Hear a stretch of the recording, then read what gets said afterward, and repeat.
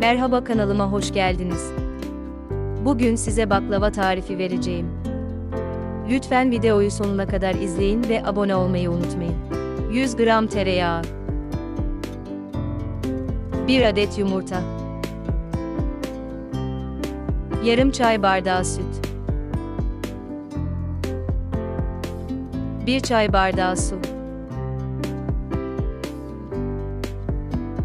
2 yemek kaşığı yoğurt, yarım çay bardağı sıvı yağ, 1 çay kaşığı tuz, 2 yemek kaşığı sirke,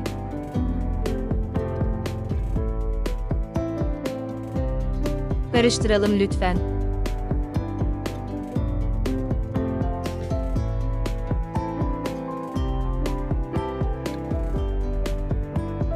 Üç buçuk 4 su bardağı un.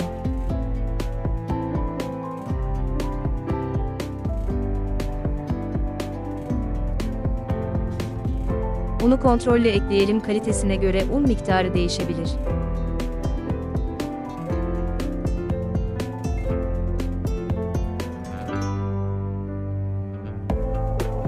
Ele yapışmayan yumuşak kıvamda bir hamur elde edelim.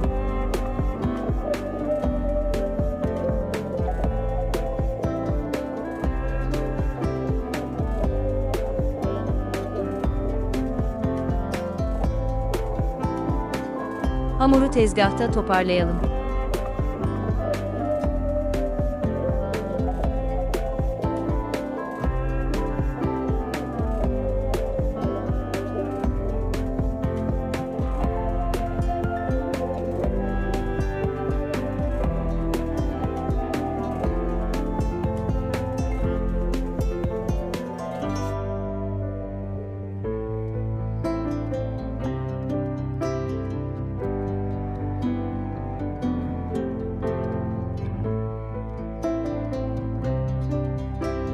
Parçalara bölüp 20 beze yapalım.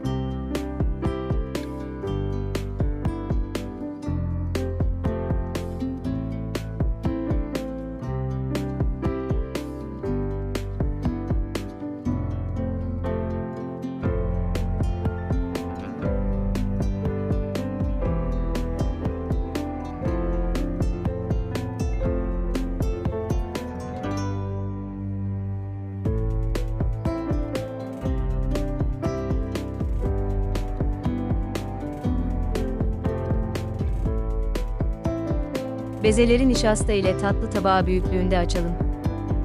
Açtığımız yufkaları tepsiye dizelim, üzerine nişasta serpelim.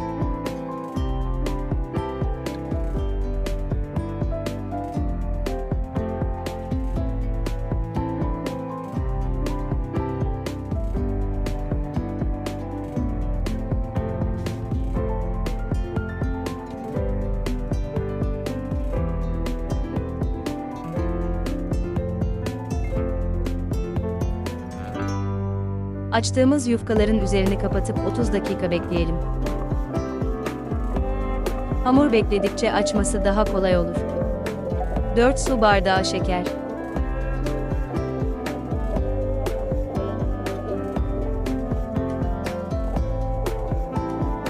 4 su bardağı su ekleyelim ve kaynamaya bırakalım. Kaynadıktan sonra 1 dilim limon atıp soğumaya bırakalım.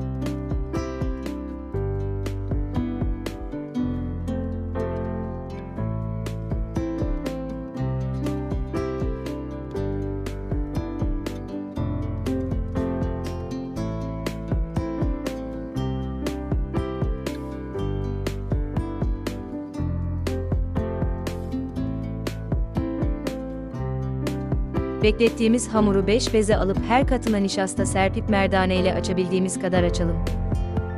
İsterseniz oklava ile de açabilirsiniz. İlk adımda nişasta kullanalım, daha sonra nişasta kullanmamakta olur. Buğday veya mısır nişastası fark etmez. Yufkayı ayrı bir masanın üzerinde temiz bir bezin üzerine veya tepsiye serelim. Tüm yufkaları beşer beşer açalım ve masadaki yerine alalım.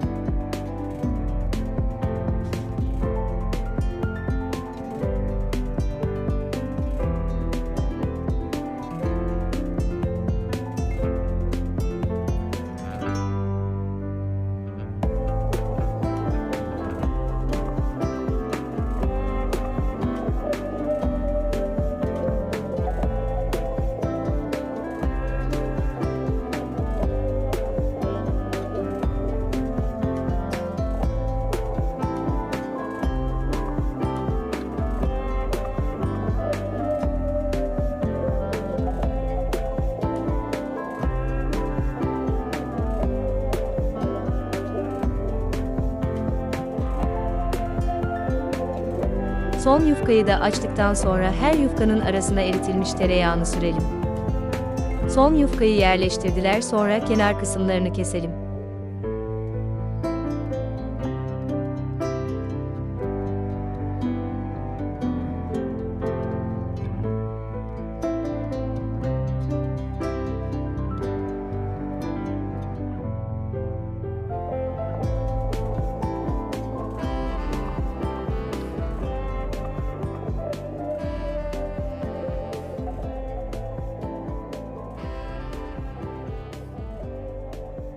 Hamuru oklavayla düzgün bir şekilde oklavayla 3 parmak kalınlığında keselim.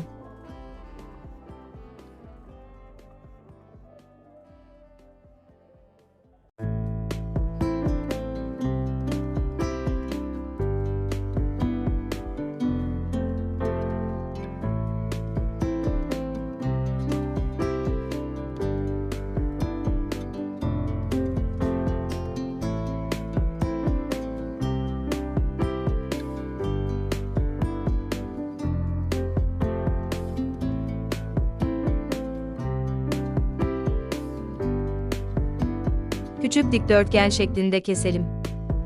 İçerisine ceviz, fındık, fıstık, siz hangisini isterseniz koyabilirsiniz. Ben ceviz tercih ettim.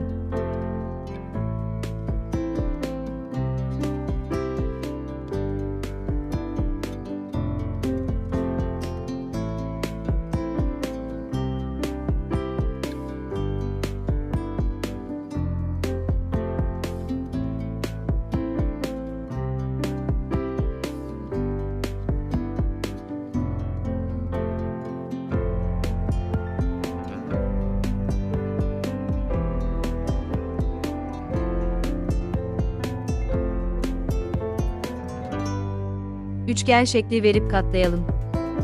Katladıktan sonra tam 40 adet baklava olur. Bitene kadar aynı şekilde işlemi uygulayalım. Tepsiye dizelim. Üzerine 200 gram eritilmiş tereyağını eşit bir şekilde dökelim. 170 derecelik fırında 1 saat kontrollü bir şekilde pişirelim.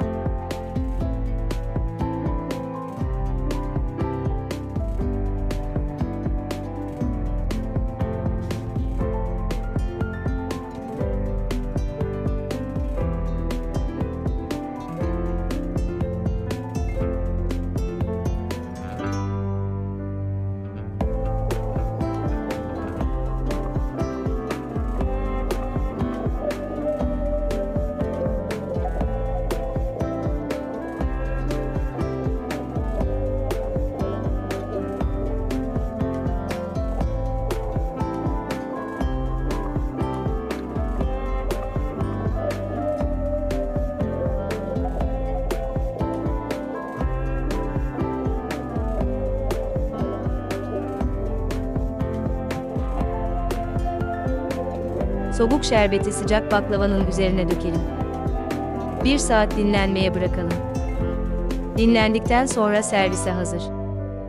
Kat kat çıtır çıtır oluyor.